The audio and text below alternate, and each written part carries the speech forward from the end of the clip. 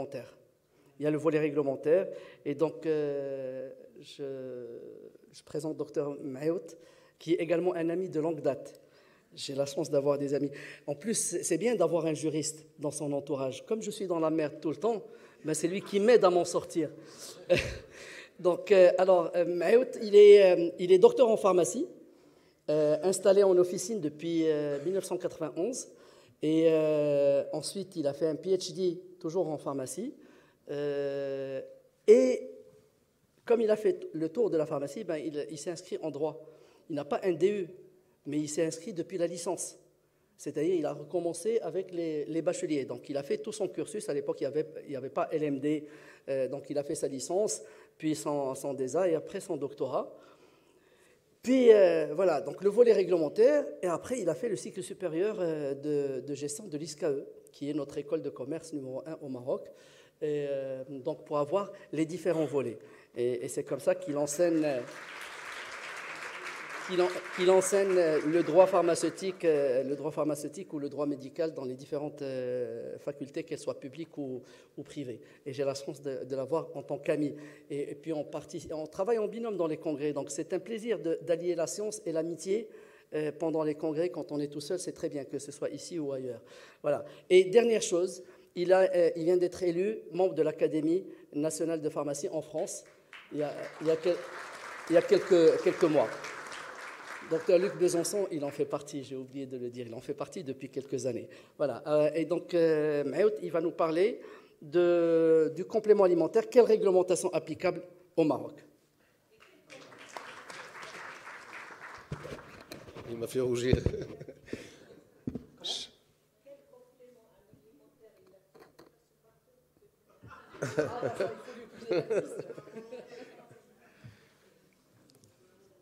Chers collègues, mesdames et messieurs, bonjour. Donc, mon amitié avec Monsieur le Président donc, ne va pas m'exonérer ou bien m'autoriser à faire entorse aux règles de bienséance. Et donc, je tiens à remercier les organisateurs de m'avoir convié aux travaux de cette table ronde sur les compléments alimentaires. Pour parler la terminologie, les règles de bienséance, c'est vraiment le juriste. Ça, quelqu'un de normal ne l'aurait pas dit. Non, quand même, tu exagères. Donc voilà, mon intervention s'intitule Complément alimentaire, quelle réglementation applicable au Maroc. Et bien sûr, toujours à la demande de mon ami professeur Memouni, il m'a chargé de vous torturer avec les règles de droit. Je vais vous faire passer tous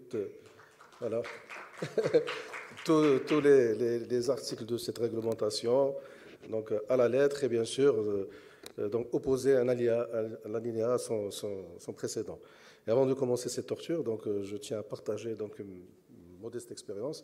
Effectivement, j'ai commencé la pratique officinale en 91.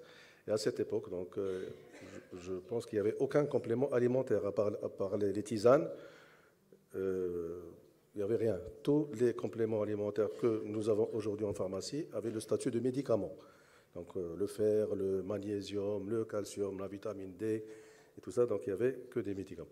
Et par la suite, à partir de la fin des années 90, et si ma mémoire est bonne, à partir de 96, il y a eu l'entrée sur le marché progressive de plusieurs compléments alimentaires. Au début, c'était les vitamines et les minéraux, et par la suite, il y a eu les compléments alimentaires à base de plantes. Et en même temps, il y a eu la sortie de plusieurs médicaments, du statut du médicament, pour intégrer celui des compléments alimentaires, et spécialement la Supradil, le Beroca, et ainsi de suite. Voilà, ce mouvement de statut du complément alimentaire vers le médicament ou bien du médicament vers le complément alimentaire a justement permis à ce marché de prospérer et d'atteindre les chiffres qui ont été tout à l'heure présentés par notre ami Dr Mansouri. Et ce n'est pas on prête justement ce marché, l'étoffement de ce marché au changement de paradigme des consommateurs qui prennent beaucoup plus attention, qui accordent beaucoup plus d'attention à leur santé, avec le mouvement de self-care, etc. Peut-être qu'il y a une part de vérité là-dessus, mais à mon sens, et peut-être on va conclure à la fin de cette présentation, c'est beaucoup plus la flexibilité du cadre réglementaire du cadre juridique qui a permis justement ce mouvement donc, du médicament vers le complément alimentaire et par la suite donc, la croissance de ce marché. Donc, voilà donc, les principaux facteurs donc, de la croissance de ce marché. Donc, du côté consommateur, comme je viens de le dire, c'est la prise de conscience donc, des consommateurs donc, de se diriger vers des produits naturels, dénués d'effets secondaires et de toxicité, etc. Et bien sûr, donc, il y a également donc, la sédentarité. On adopte des modes de vie donc, beaucoup plus sédentaires et donc on a besoin donc, d'apports donc au-delà de l'alimentation normale, d'apports de nutriments exogènes et surtout le vieillissement. Donc on vieillit plus longtemps et donc fatalement donc, on va donc, avoir des problèmes, notamment sur le plan cognitif et ainsi de suite. Et donc là, une supplémentation donc, s'impose. Du côté professionnel, et donc depuis quelques années, pratiquement il y a une dizaine d'années, donc avec la croissance de ce marché, nous assistons donc à une pénétration agressive de ces compléments alimentaires, notamment dans le cadre de la prescription. Donc les promoteurs de ce marché insistent sur la prescription comme volet donc de croissance et pour grignoter au maximum au niveau des segments du médicament, notamment celui de l'OTC. Et du côté des pharmaciens, bien sûr, donc, il y a beaucoup à gagner donc, en dispensant et en conseillant des compléments alimentaires. Donc, premier argument, c'est qu'ils sont de prescription facultative, c'est des produits de conseil, on n'a pas besoin donc, d'être soumis à une prescription médicale. Deuxièmement, donc, il n'y a pas de problème réglementaire donc, là-dessus. Et donc, le point le plus important, c'est que le prix est libre. Donc, il n'y a pas de problème de fixation de prix qui dérange les pharmaciens. Donc, ce marché donc, des compléments alimentaires est segmenté par rapport aux produits. On a vu de ça tout à l'heure avec nos amis.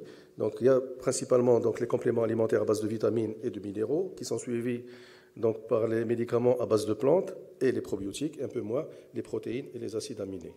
Côté distribution, donc, chez nous au Maroc, ça se passe comme ça. Donc, c'est essentiellement au niveau des pharmacies donc, que l'achat de ces compléments alimentaires va s'effectuer, un peu moins en parapharmacie, moins encore en moyenne et grande surface.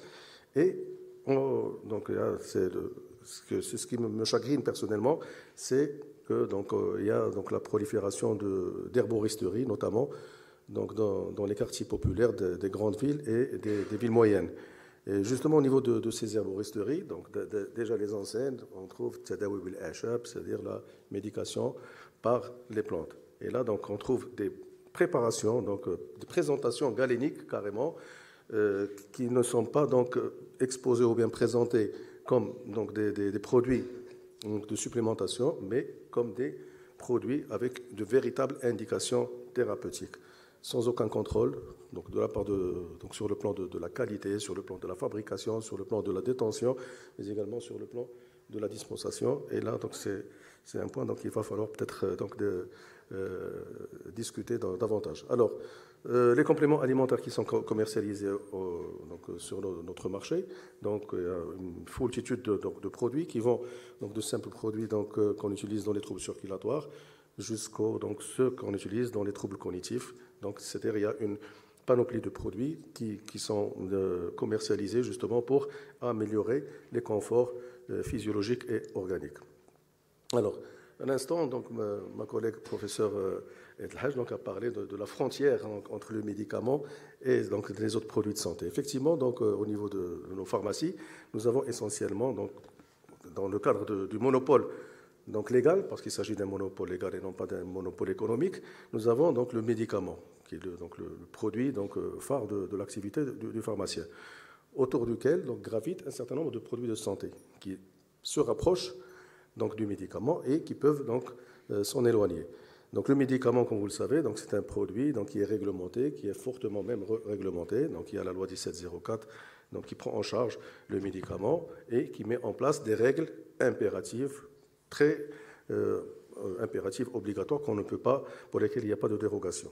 Et cela s'explique par le fait qu'il y a derrière tout ça donc une obligation de maintien de l'ordre public sanitaire. Et donc les compléments alimentaires, les produits cosmétiques et d'hygiène corporelle et des dispositifs médicaux sont des produits donc, qui sont à la frontière du médicament. Et donc ils peuvent se rapprocher du médicament pour les compléments alimentaires et pour les produits cosmétiques de par leur composition. Donc la limite, c'est la composition.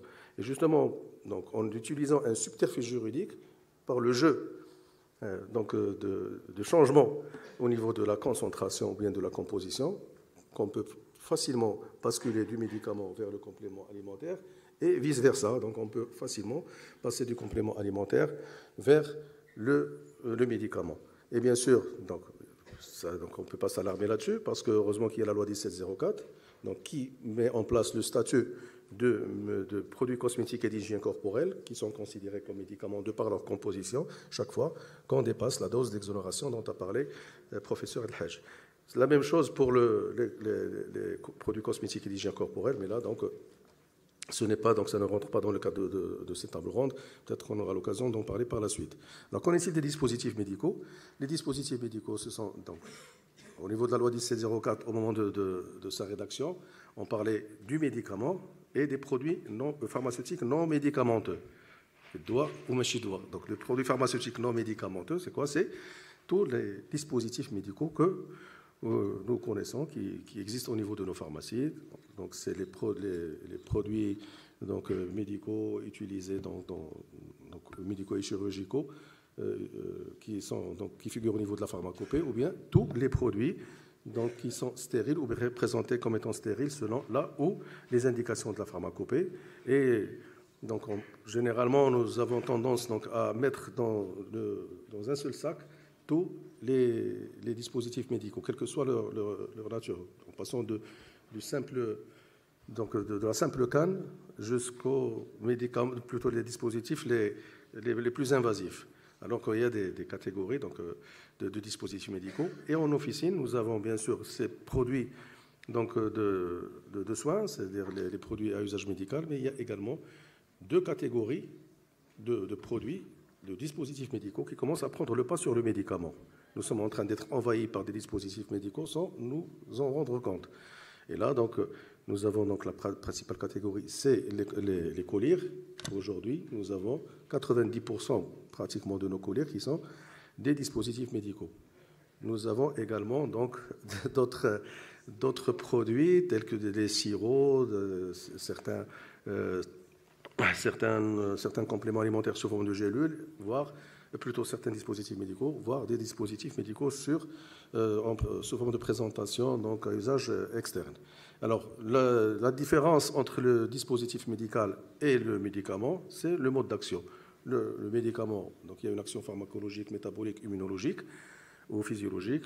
Le dispositif médical agit par tous les moyens autres que ceux donc, que je viens de citer. Donc, un effet mécanique, thermique, etc. Là, le problème, c'est que le dispositif médical peut être destiné à traiter des maladies. Et donc, on ne va pas parler d'allégations thérapeutiques, mais on va carrément parler donc d'indications thérapeutiques. Alors, le cadre juridique donc, relatif aux compléments alimentaires. Et là, donc, la torture va commencer. En ce qui concerne donc le cadre juridique relatif aux compléments alimentaires, nous avons un cadre propre aux institutions qui sont chargées de réguler donc, cette catégorie donc, de produits de santé. Et il y a également par la suite donc, le cadre propre aux produits. Donc, sur le plan institutionnel, nous avons donc la spécificité ou bien la particularité de ces compléments alimentaires et qu'il y a donc deux départements ministériels qui sont chargés donc, d'assurer la régulation. Il y a d'une part le ministère de l'Agriculture, de la Pêche maritime, et ainsi de suite. Donc, le titre est très long. Et d'un autre côté, le ministère de la Santé et de la Protection sociale. Et donc, au niveau de ces deux départements, donc, il y a des directions, ou bien des services qui sont chargés justement d'assurer donc, la sécurité aliments sanitaires donc liés à l'utilisation de ces produits, donc en veillant donc, au respect des normes et des règles relatives à ces produits sur le plan hygiène, sécurité, etc. et bien sûr, et d'en assurer le contrôle a posteriori, une fois que ces produits sont mis sur le marché. Donc, au niveau du ministère de l'Agriculture, le département chargé d'assurer cette régulation est l'ONSA, l'Office national de la sécurité sanitaire des aliments. Donc, elle a pour mission principalement d'assurer la sécurité sanitaire des végétaux, des animaux et des produits alimentaires, donc dans lesquels on peut inclure les compléments alimentaires. Et bien sûr, elle a pour mission également d'assurer le contrôle sur les additifs alimentaires, bien sûr, parce qu'ils ont des effets un petit peu dangereux. Et donc, ces institutions, donc, il y a donc un département central, c'est la direction du contrôle des produits alimentaires au niveau du ministère, et bien sûr, il y a une régulation au niveau régional, au niveau des régions. Deuxième institution, c'est la direction du médicament et de la pharmacie. Donc, tout à l'heure, on a eu l'occasion d'écouter le discours de M. le ministre qui a été présenté par le directeur du médicament et de la pharmacie. Et donc là, cette direction, c'est un acteur incontournable de la sécurité des produits de santé, non pas donc seulement des compléments alimentaires, mais le médicament, le dispositif médical, les compléments alimentaires et les réactifs de diagnostic à usage de diagnostic in vitro. Et bien sûr, ces contrôles se font au niveau donc, de la division de la pharmacie, au niveau de l'unité des compléments alimentaires et au niveau de la direction du laboratoire national de contrôle des médicaments, au niveau des services de physico-chimie et du service des analyses biologiques. Alors, parler du cadre réglementaire applicable aux compléments alimentaires au Maroc, donc là, ça demande donc un petit voyage au niveau des méandres donc des textes ou bien du droit positif marocain pour chercher quelles sont les dispositions qu'on peut appliquer donc, à cette catégorie de médicaments. Et justement, donc, ce voyage qui a été donc, effectué justement pour faire ressortir ces règles qui s'appliquent donc, a été très bref dans la mesure où, une fois si vous voulez, donc, vous pouvez faire l'expérience et donc, lancer des mots-clés donc, de recherche, compléments alimentaires au Maroc, statut réglementaire. Cela donc, va se traduire par l'apparition d'un unique texte formel de portée générale qui est l'arrêté conjoint du ministre de la Santé et du ministre de l'Agriculture qui met en place le cadre donc, réglementaire relatif aux additifs alimentaires. Donc c'est un arrêté de 2022 qui a modifié et complété l'arrêté de 2014 et qui parle des compléments alimentaires, et non pas dans le corps du texte lui-même, du règlement, mais au niveau de l'annexe. Donc vous avez les passages où on parle de compléments alimentaires. C'est une annexe qui a été empruntée du règlement européen relatif donc, aux additifs alimentaires. Donc on a mis en place une mesure réglementaire relative aux additifs et, bien sûr, pourquoi faire compliqué si on peut faire plus simple. Donc on a copié l'annexe de ce règlement et on l'a collé au niveau du texte. Et là, donc, il fixe un petit peu quels sont les additifs autorisés dans le cadre des compléments alimentaires. Mais bien sûr, cela ne sous-entend pas qu'il y a une absence totale donc, de règles donc, relatives aux compléments alimentaires. Mais la première mesure réglementaire donc, qui a été mise en place au Maroc, il ne s'agit ni d'une loi ni d'un règlement, mais plutôt d'une circulaire. Et comme vous le remarquez, donc c'est une circulaire qui a été donc, diffusée en 1997, suite justement à une décision de justice, parce qu'avant, il n'y avait que des médicaments, donc tous les compléments alimentaires avaient le statut de médicaments. Et en 1997, donc, il y a un laboratoire, c'est-à-dire un établissement qui a demandé à enregistrer un complément alimentaire. Et il s'est vu refuser donc, une décision de refus et il avait saisi le juge administratif qui, donc, en l'absence d'un texte formel, a donné raison à cet établissement. Et bien sûr, pour combler ce vide, il y a eu cette circulaire. Et comme vous le remarquez, donc, c'est par la suite qu'on a rajouté compléments alimentaires, parce qu'elle ne parle pas des compléments alimentaires, mais elle parle des denrées alimentaires destinées soit aux nourrissons, soit à une alimentation spéciale. Et on a rajouté donc au stylo et aux compléments alimentaires. Et donc au moment de la pandémie du Covid, nous avons tous donc vécu l'expérience donc de voir proliféré donc, ces compléments alimentaires. Donc il y a eu un nombre croissant de présentations. Donc, tout à l'heure, Badr l'a dit, donc le zinc, la vitamine C, la vitamine D, et ainsi de suite. Et justement, donc, conscient de l'importance de ces produits et conscient donc, de l'obligation de maintenir la sécurité sanitaire liée à ce produit, un projet de loi a été préparé et présenté donc, aux instances professionnelles. Et nous avons avec nous M. le Président Hamza Gdira qui va nous parler justement peut-être de ce projet. Et donc, la profession a été saisie pour donc, donner son avis sur le projet. Malheureusement, donc, il n'y a pas eu de suite. Et il y a 1 mois et demi ou 2 mois qu'une autre circulaire donc, a été donc, signée pour modifier et compléter ou bien abroger carrément la précédente. Donc, elle date de tout à l'heure, le professeur Etchekh en a parlé, c'est celle de novembre de 2023. Donc, qui prend en charge justement l'enregistrement des denrées alimentaires et en général et en particulier les compléments alimentaires.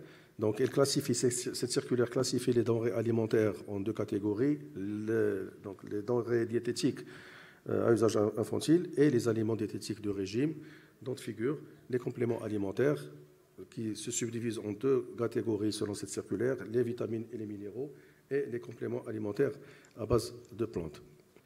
Donc, cette circulaire, donc, elle définit l'ensemble de ces compléments alimentaires, les obligations en termes d'étiquetage, donc de commercialisation, de retrait de l'eau, etc. Et elle innove en introduisant la notion de complément alimentaire donc, à base de cannabis. Donc, comme vous le savez aujourd'hui, donc, il y a la mode, donc, c'est des produits, les compléments alimentaires à base de cannabis sont des compléments alimentaires donc, en vogue. Voilà, donc je vais passer ce texte parce qu'il fait peur. Donc, alors, qu'en est-il donc en fin de compte donc, au sujet de ce cadre réglementaire applicable aux compléments alimentaires? Donc, nous avons aujourd'hui une circulaire. Donc, une circulaire, comme vous le savez, n'est pas opposable. Elle n'a pas force de loi. Ça, d'une part. D'autre part, la réglementation des produits de santé ne relève pas du domaine réglementaire. Cela relève du domaine de la loi. Seule une loi donc, est à même de mettre en place un cadre juridique relatif aux produits de santé en général, que ce soit le médicament, le dispositif ou bien le complément alimentaire.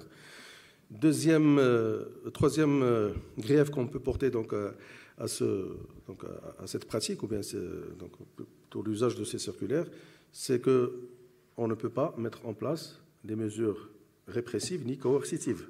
On ne peut pas, dans le cadre d'une circulaire, mettre en place des normes qui vont sanctionner. Parce que donc, il y a un principe général du droit qui est fortement protégé par la loi fondamentale qui est la Constitution, c'est le principe de la légalité des infractions et des sanctions. On ne peut pas parler d'infraction, on ne peut pas lui donc, opposer une sanction si elle ne se retrouve pas au niveau d'un texte de loi. Et donc, bien sûr, là, donc, c'est un texte, c'est une mesure, c'est très dissuasive. Elle est largement donc, utilisée quand il s'agit d'importation, parce qu'on ne peut pas importer des compléments alimentaires si le produit n'est pas enregistré. Mais par contre, quand on veut fabriquer localement, rien n'empêche donc, voilà, de fabriquer, de commercialiser, sans être donc, inquiété. La seule chose qu'il faut respecter, c'est ce texte donc, que j'ai passé tout à l'heure rapidement, c'est que si on respecte la composition qualitative et quantitative du produit, si on respecte donc, la destination, si on ne met pas en place des indications trompeuses ou mensongères, rien ne vous mettra devant un juge pour être sanctionné. D'accord ? C'est le fait d'intervenir, de falsifier le produit, de changer la composition qualitative et quantitative qui va poser problème. Donc des produits, donc, c'est un cadre qui est très permissif pour la fabrication clandestine. Donc on ne peut pas être sûr de la qualité du produit. Et bien sûr, il y a donc très souvent il y a un risque de confusion entre le médicament et le complément alimentaire. Et là, donc j'ai au niveau de ma pharmacie, donc, j'ai trouvé donc, un produit.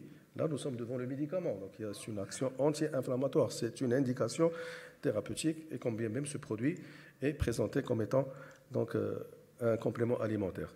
Si ce cadre réglementaire est insuffisant, il va falloir le combler, n'est-ce pas? Donc il faut œuvrer pour justement préparer un projet de loi, le faire voter par les parlementaires et le publier et par la suite donc le mettre en place.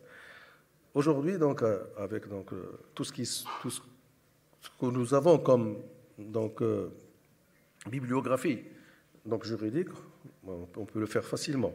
Donc on ne peut que donc, se référer à la réglementation européenne, donc, avec laquelle on entretient donc, un mouvement d'échange, n'est-ce pas? Donc, pour prendre un petit peu les règles fondamentales pour la mise en place d'un cadre juridique propre à ces compléments alimentaires. Donc, j'ai choisi de vous présenter les 3 principaux textes réglementaires européens. Il y a le règlement européen sur la sécurité des aliments. Il y a le règlement européen concernant les allégations nutritionnelles et les allégations de santé. Et il y a également donc, un règlement qui établit une liste des allégations autorisées en termes de compléments alimentaires. Et pour finir, donc, en préparant donc, mon intervention, donc, j'ai été surpris de trouver donc, l'avis de l'Agence nationale de la sécurité des sanitaires de l'alimentation et de l'environnement. Donc, c'est l'agence qui se rapproche de l'Agence nationale du médicament. Donc, elle est compétente donc, en tout ce qui concerne donc, les compléments, les aliments en général et les compléments alimentaires en particulier. L'agence s'est autosaisie sur justement les compléments alimentaires à base de plantes. Tout à l'heure, le professeur Elhaj a parlé de l'arrêté de 2014 sur les compléments alimentaires qui fixe une liste de 540 plantes qu'on peut utiliser au niveau des compléments alimentaires.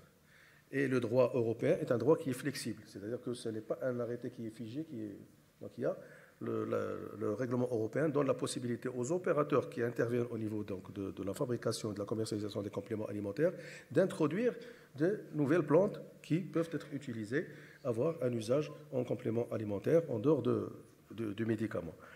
Et justement, donc, l'agence s'est autosaisie, donc, parce que la fameuse liste Belfrit donc, qui a étendu donc, les plantes de 540 à 1100 plantes. Et qu'est-ce qu'ils ont fait? Donc, dans le cadre de cette autosaisine, ils ont réuni un groupe d'experts et donc, ils ont essayé de faire une extrapolation des indications, des avertissements, des restrictions du médicament vers le complément alimentaire. Et de ce fait, ils ont utilisé, donc ils ont mis en place toute une monographie des 1100 plantes. Donc voilà, donc ils ont pris la monographie plante par plante, donc en mettant en place l'usage traditionnel, la monographie de l'EMA et du comité, le Herbal Medicinal Product Committee, c'est-à-dire le comité sur les plantes médicinales, donc utilisées en thérapeutique, et ils ont essayé d'extrapoler, donc soit en maintenant ces indications et ces recommandations de l'EMA, ou bien donc en les modifiant. Et bien sûr, par exemple, là, en ce qui concerne l'aloe vera, donc rien de changé, c'est-à-dire que la plante figure dans l'arrêté de 2014. Par contre, au niveau donc, de curcuma, qui est très cher à mon ami Harakat, donc là, donc, justement, elle était interdite, donc son usage était interdit au niveau des compléments alimentaires, et par extrapolation du statut de médicament vers le complément alimentaire, aujourd'hui, elle est autorisée donc, pour la fabrication des compléments alimentaires. Et bien sûr, voilà, donc la liste Belfrit donc, a été reprise par la Direction générale de la consommation, de la concurrence et de la répression des fraudes. Et là, vous avez toute une monographie donc, de plantes qu'on peut utiliser aujourd'hui au niveau des compléments alimentaires. Et voilà, donc je vous remercie pour votre attention.